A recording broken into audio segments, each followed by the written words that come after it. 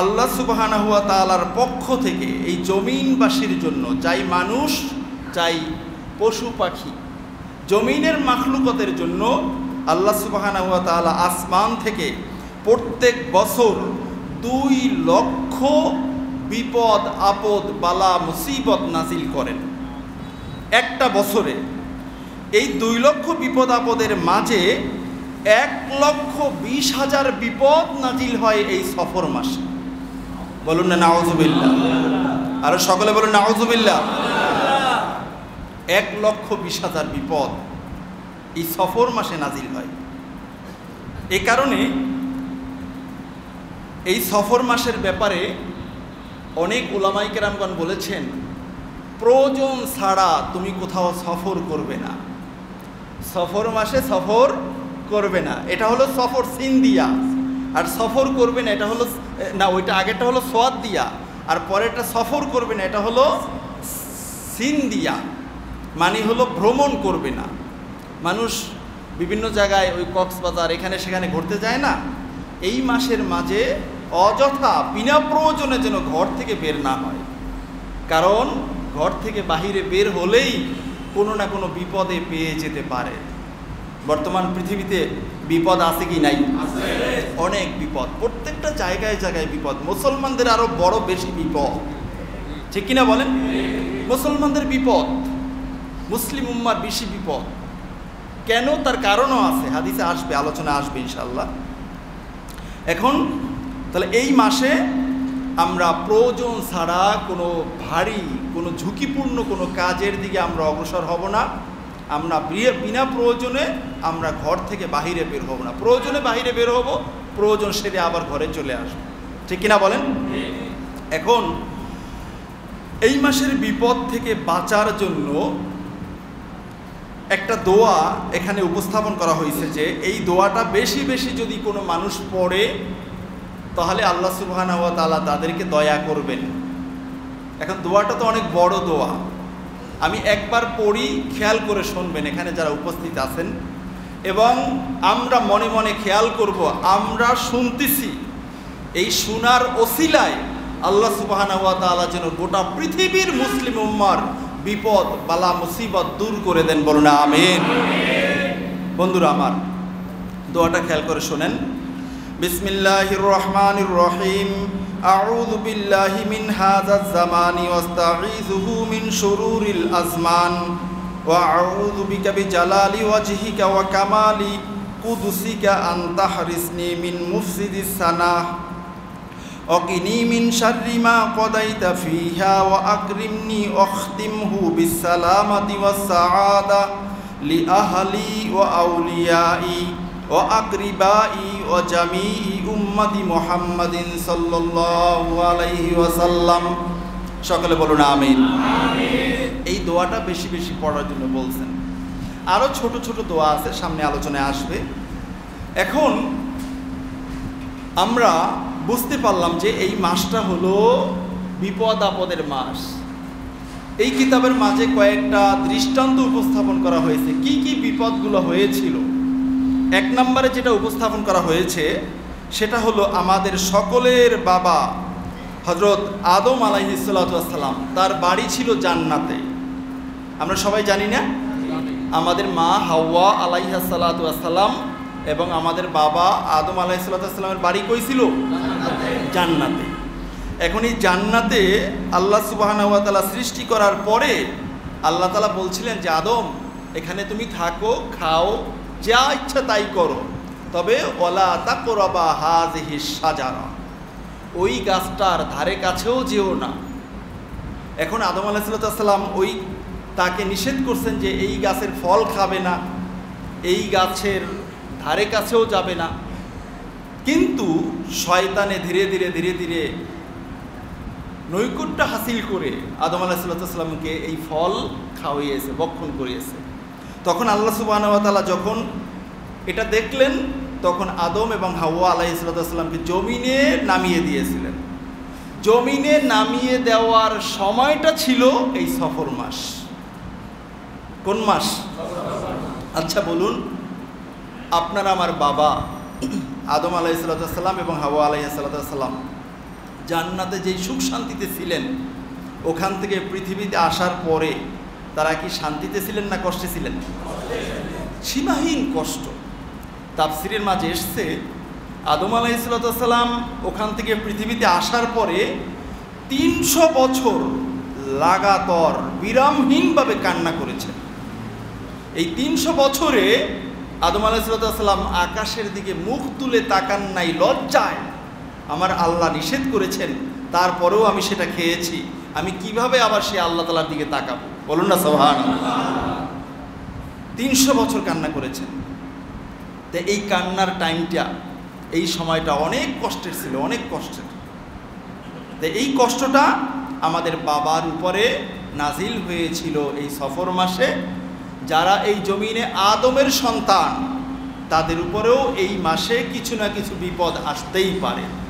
তবে আল্লাহর কাছে দোয়া করি যে আল্লাহ, আমরা শেষ জামানার উম্মত, আমরা দুর্বল, আমাদের ঈমানটাও দুর্বল, আমাদের উপরে আপনি এই বিপদ বালা মুসিবত চাপিয়ে দিয়েন না। বলুন আল্লাহুম্মা আমিন। বন্ধুরা আমার, এরপরে আরেকটা ঘটনা ঘটেছে এই মাসে, সেটা হলো আপনারা জানেন আদম আলাইহিস সালামের 2 ছেলে ছিল, হাবিল এবং কাবিল। তাদেরও শখ ছিল তারা শিকার করবে। এখন এই সফর মাস যেহেতু বিপদের মাস, আদম আলাইহিস সালাম দেখছেন যে আমাকে তো এই সফর মাসেই পৃথিবীতে নামিয়ে দেওয়া হলো, তো এই সফর মাসে বেশি ঘোরাফেরা করার দরকার নেই, শিকারে যাওয়ার দরকার নেই।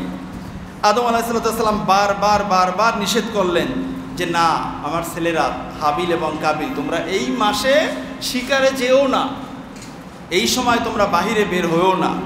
কিন্তু তারা এখানে বের হয়ে বিভিন্নভাবে শয়তানের প্ররোচনায় পড়ে কাবিল হাবিলকে গোটা পৃথিবী থেকে তাকে হত্যা করে ফেলছে, নিঃশেষ করে দিয়েছে, ডিলিট করে দিয়েছে।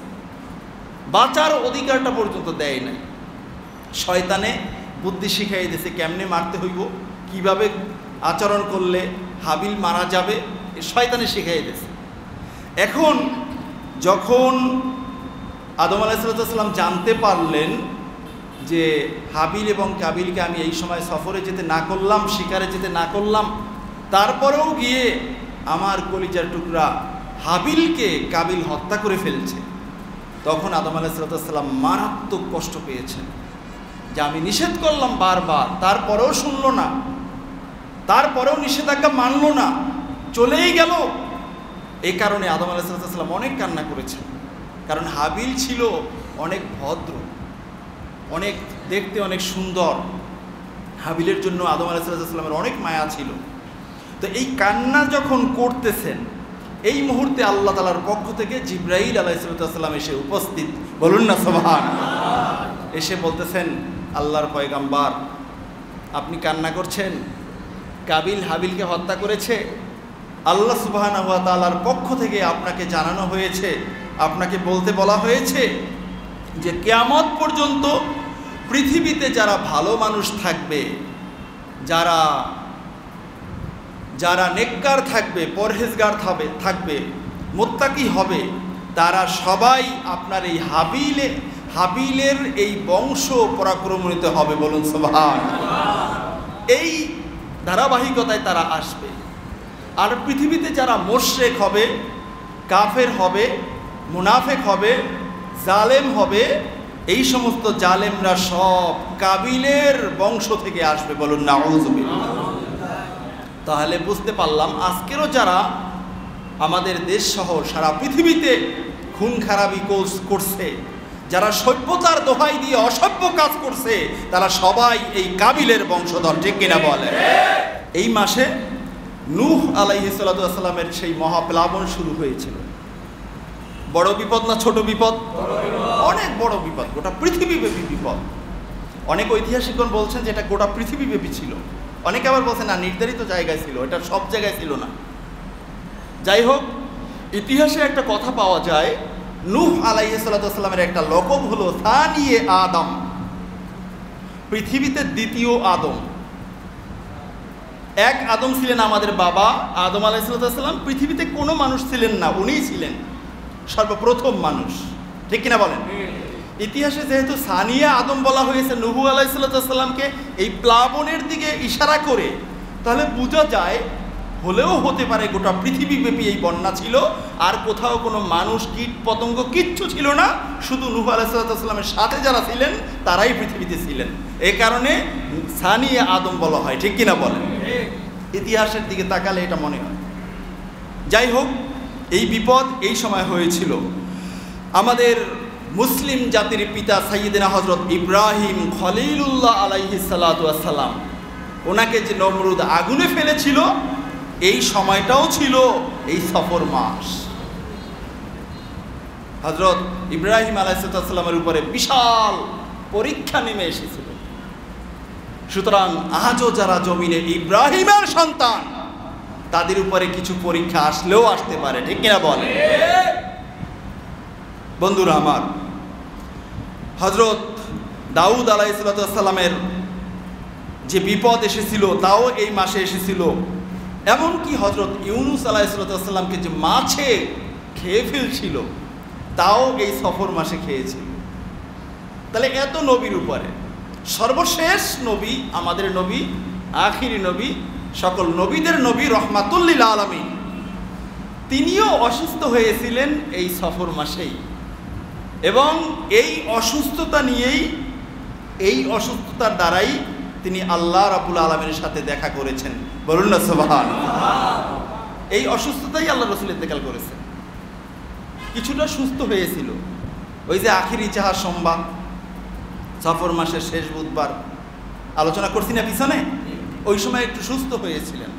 কিন্তু এই মাসেই যে রোগ হয়েছিল, এই রোগটাই ছিল একেবারে ইন্তেকাল পর্যন্ত। এই জ্বর, এই মাথা ব্যথা, শরীর ব্যথা। যাই হোক, এখন এই মাসে আরও অন্যান্য নবী এবং তাদের ওই সমস্ত নবীদের উম্মতের উপরে এবং আমাদের নবীর উম্মতের উপরে, বড় বড় আউলিয়া কেরাম, বড় বড় ওলামায়ে কেরামদের উপরে এই মাসে অনেকের উপরে অনেক বড় বড় বিপদ নেমে এসেছিল।